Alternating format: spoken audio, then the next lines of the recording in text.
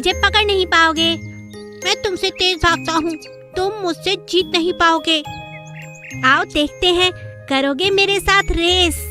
हाँ चलो भागते हैं। दोनों खरगोश भागने लगते हैं। तीसरा खरगोश अपनी टोकरी की तरफ देखता है जिसमें माँ ने खाना भेजा है। अरे भाइयों आओ खाना खाते हैं, मुझे तो बहुत भूख लगी है। कोई उसकी बात नहीं सुनता। सुनो, आ जाओ वापस, रेस बाद में लगा लेना, बहुत भूख लगी है। दोनों भाई खेलने में मस्त थे, इसीलिए उन्होंने किसी की आवाज नहीं सुनी। तीसरा खरगोश एक टमाटर उठाकर खा लेता है। थोड़ी देर बाद फिर से उसे टमाटर खाने का दिल करता है। फिर से वह एक टमाटर खा लेता है। ऐसा करते करते वह तीनों टमाटर खा लेता है। थोड़ी देर बाद दोनों भाई वापस आ जाते हैं। देखा, मैं जीत गया। मैंने कहा था ना तुमसे कि मैं जीत जाऊंगा। मैं बहुत तेज भागता हूँ। अभी खाना खाकर फिर से एक साथ दोबारा रेस लगाएंगे। बताओ क्या इरादा है? तीनों भाई बैठकर खाना शुरू करते हैं। और टोकरी में टमाटर नहीं है, लगता है माँ टमाटर देना भूल गई। अगले दिन भी तीसरे खरगोश ने ऐसा ही किया। वह तीनों टमाटर फिर से खा गया। पर उस दिन दूसरे खरगोश ने माँ से पूछा, माँ क्या बात है, आजकल आप खाने में टमाटर नहीं भेजती हो?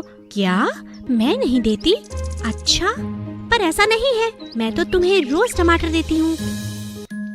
माँ समझ गई थी कि कोई ना कोई टमाटर जरूर खा लेता है। देख लेना, कल ऐसा खाना भेजूंगी जिसे तुम तीनों खुश होकर खाओगे। माँ वो क्या है जो आप कल हमें देंगी? पता नहीं वो चीज मुझे पसंद आएगी या नहीं, आप अभी बता दीजिए। माँ समझ गई कि यही वो टमाटर खाता है। माँ ने उसे अपने पास बिठाया और कहा, बेटा हमें अपने भाइयों का हक नहीं मारना चाहिए। बेटा तुम्हें ऐसा नहीं करना चाहिए था। तुम्हें अगर ज्यादा टमाटर खाने हैं तो तुम मुझे कहो, तुम्हें अपने भाइयों का खाना नहीं खाना चाहिए था। मैं समझ गया माँ, मुझे माफ कर दो। और इस तरह माँ ने बच्चों को एक और नई शिक्षा सिखाई कि खाना हमेशा बांट कर ही खाते हैं। बत्तख के सोने के अंडे। धनिया एक मछुआरा था। वह रोज मछलियाँ पकड़ता और अपना गुजारा करता। एक दिन मछलियाँ पकड़ते हुए उसने देखा कि एक बत्तख बहुत परेशान है। तुम मुझे काफी उदास और परेशान लग रही हो, भला क्या बात है? हाँ, मैं परेशान हूँ और इसका कारण तुम हो। क्या? मैं? हाँ तुम रोज यहाँ आते हो, मछलियाँ पकड़कर ले जाते हो, कभी मेरी तरफ ध्यान नहीं देते। तुम एक अच्छे व्यक्ति हो, मैं तुमसे दोस्ती करना चाहती हूँ, मगर तुम सारा ध्यान मछलियों पर रखते हो। मुझे लगता है तुम बहुत मतलबी हो। तुम्हें इन्हें मारकर बेचना अच्छा लगता है क्योंकि तुम्हें उससे धन मिलता है। तुम्हें दोस्त बनाने में कोई दिलचस्पी नहीं। ऐसा नहीं है। तुम अगर सच में मुझसे दोस्ती करना चाहती हो तो मुझे तुम्हारी दोस्ती मंजूर है। अरे तुम तो मुझे बड़ी प्यारी लगती हो, पर क्या करूं, मेरे पास धन नहीं है और पैसे कमाने के लिए मुझे ये काम करना पड़ता है। बत्तख मुस्कुराती है और धनिया के साथ दोस्ती कर लेती है। अगले दिन धनिया फिर दोबारा मछलियाँ पकड़ने आता है। उस दिन वो बहुत परेशान था। क्या हुआ? आज तो तुम बहुत परेशान लग रहे हो। हाँ, मैं परेशान हूँ। मेरी माँ बहुत बीमार है और जानती हो मेरी छोटी बहन की शादी होने वाली है, मगर मेरे पास बिल्कुल पैसे नहीं। इतने कम पैसों में मैं घर चलाऊं, शादी करूं या अपनी माँ की दवाई लाऊं, मुझे कुछ समझ नहीं आ रहा। ये लो। बत्तख के पास बड़े बड़े 2 सोने के अंडे थे। उसने वो अंडे धनिया को दे दिए। अरे ये क्या, सोने के अंडे? ये तुम्हारे पास कैसे आए? ये मेरे अंडे हैं। क्या तुम जानते हो, मेरे पास हर साल कई सोने के अंडे होते हैं जो मैं जब चाहूँ जिसे चाहूँ दे सकती हूँ। और फिर अभी कल ही तो हम दोस्त बने हैं। तुमने अपनी दोस्ती निभाई अपने दिल की बात मुझे कहकर। इसी तरह मैं भी अपनी दोस्ती निभा रही हूँ तुम्हारी मदद करके। ये अंडे तुम्हारे बहुत काम आएंगे। मैं ये अंडे नहीं ले सकता। मैं दोस्ती को इस्तेमाल नहीं कर सकता। तुम गलत कह रहे हो। तुम एक दोस्त से बात कर रहे हो और इसमें मदद कैसी? तुम भी तो मेरी कितनी मदद करते हो। मैं पानी से बाहर नहीं आ सकती, इसीलिए तुम रोज मुझसे मिलने आते हो ना? हाँ, आता तो हूँ। तो फिर हम दोनों दोस्त हुए। जाओ, ये अंडे ले जाओ और अपनी माँ का इलाज करवाओ और अपनी बहन की अच्छे से शादी करना। मगर याद रहे, कल मुझसे मिलने आना ना भूलना। बिल्कुल नहीं भूलूंगा। तुम आज तक की मेरी सबसे अच्छी दोस्त हो बत्तख, सबसे अच्छी दोस्त।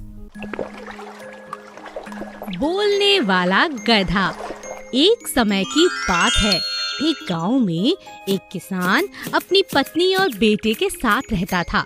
उसके पास एक छोटा सा गधा था। वह गधे से पूरा हफ्ता खूब काम करवाता और रविवार को उसे आराम करने देता। एक दिन रविवार को किसान को एक शादी में जाना था, तो उसने अपने बेटे को उसकी देखभाल करने के लिए कहा। बेटा, मैं एक शादी में जा रहा हूँ, तुम इस गधे का ध्यान रखना। जी पिताजी। जैसे ही बेटा गधे के पास गया, गधे के कान खड़े हो गए। तुम आज भी काम करवा रहे हो? गधे को बोलता देख लड़का हैरान हो गया और दौड़कर अपने पिताजी के पास चला गया। पिताजी, पिताजी, वो गधा बात कर रहा है। अरे तुम ये क्या बात कर रहे हो? नामुमकिन, ये गधा भी कभी बोलेगा। इसी बीच किसान की पत्नी वहाँ आ गई। उसने कहा, ये सब क्या कह रहे हो? मुझे तो विश्वास ही नहीं होता। भला एक जानवर कैसे बोल सकता है? वहीं पास में एक पेड़ के पास बैठी बिल्ली ये सब सुन रही थी। तभी बिल्ली ने तीनों की बात सुनकर कहा, इसमें इतना हैरान होने वाली क्या बात है? कई जानवर होते हैं जो बोलते हैं, मगर उन्हें सुनने के लिए समझदार व्यक्तियों की जरूरत होती है। और गधे का क्या? इस शहर में आज ही एक बोलने वाला गधा घूम रहा था। कहीं ये वही तो नहीं? और मुझे तो लगता है आप तीनों बड़े ही समझदार हो। शायद मैं जो कह रही हूँ आप समझ पा रहे हो। बिल्ली की बातें सुन माता, पिता और लड़का तीनों बहुत हैरान हो गए। उन्होंने ऐसा कभी नहीं देखा था। मालती, कहीं ये बिल्ली सच तो नहीं कह रही? हम बहुत ज्यादा समझदार हैं क्या? हाँ जी, मुझे भी ऐसा ही लगता है। हाँ पिताजी, जरूर यही बात होगी। दो शैतान चूहे। बबलू की एक छोटी सी किराने की दुकान थी। गांव के सभी लोग ज्यादातर उसी से अनाज खरीदा करते थे। बबलू की दुकान बहुत अच्छी चल रही थी। अचानक एक दिन दुकान में बैठे बैठे उसकी नजर बोरियों के पीछे गई। उसने देखा दो बड़े बड़े चूहे एक के पीछे दूसरा भाग रहा है। अरे ये क्या, इतने बड़े बड़े चूहे मेरी दुकान में क्या कर रहे हैं? भाई, मेरा तो बड़ा नुकसान हो जाएगा। मैं इन चूहों को आज ही भगा देता हूँ, कहीं मेरा अनाज तहस नहस न कर दें। बबलू अंदर जाकर दुकान में देखता है कि जगह जगह अनाज की बोरियां फटी पड़ी हैं और उनमें से अनाज गिर रहा है। हे भगवान, ये सब कब हुआ? इतना सारा नुकसान कर दिया इन चूहों ने। मुझे कुछ करना होगा। जल्दबाजी में बबलू ने एक डंडा उठाया और दोनों चूहों के पीछे दौड़ लगाने लगा, मगर इस बात का कोई असर नहीं हुआ। थक हार कर बबलू अपनी जगह पर आकर बैठ गया। हे भगवान, ये क्या अनर्थ हो गया? मेरी दुकान में इतने बड़े बड़े चूहे। अरे ग्राहक देखेंगे तो मेरे यहाँ से सामान लेना भी बंद कर देंगे। मुझे कुछ करना होगा। भला इन चूहों को मैं कैसे पकड़ूं? तभी बबलू की दुकान पर एक ग्राहक आता है। क्या बात है भाई साहब, आप बहुत परेशान लग रहे हैं। अरे कुछ नहीं, बताइए, हो सकता है मैं आपकी कुछ मदद कर सकूं। अरे भाई, किसी को कहना मत, दो बड़े बड़े चूहे मेरी दुकान में घुस गए हैं। अब तुम ही बताओ, इन चूहों को यहाँ कैसे रहने दूं? आज मैं घर कैसे जा सकता हूँ? मुझे समझ नहीं आ रहा, इन चूहों को दुकान से कैसे बाहर निकालूं? इन शैतान चूहों ने मेरी दुकान की हालत खराब कर दी है। अरे भाई साहब, परेशान मत होइए, मैं आपको एक तरकीब बताता हूँ। तरकीब? कैसी तरकीब? चूहों को बड़े बड़े मोतीचूर के लड्डू बहुत पसंद हैं।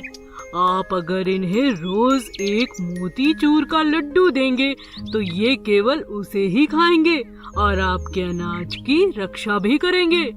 क्या कह रहे हो दोस्त? मैं बिल्कुल ठीक कह रहा हूँ। बबलू ने ठीक वैसा ही किया। उसने एक बड़ा सा मोतीचूर का लड्डू चूहों के लिए रख दिया और उन्हें कहा, अरे तुम जो भी हो, ऐसे ही लड्डू रोज रखूंगा। मेरे अनाज की रक्षा करना और जी भरकर लड्डू खाना।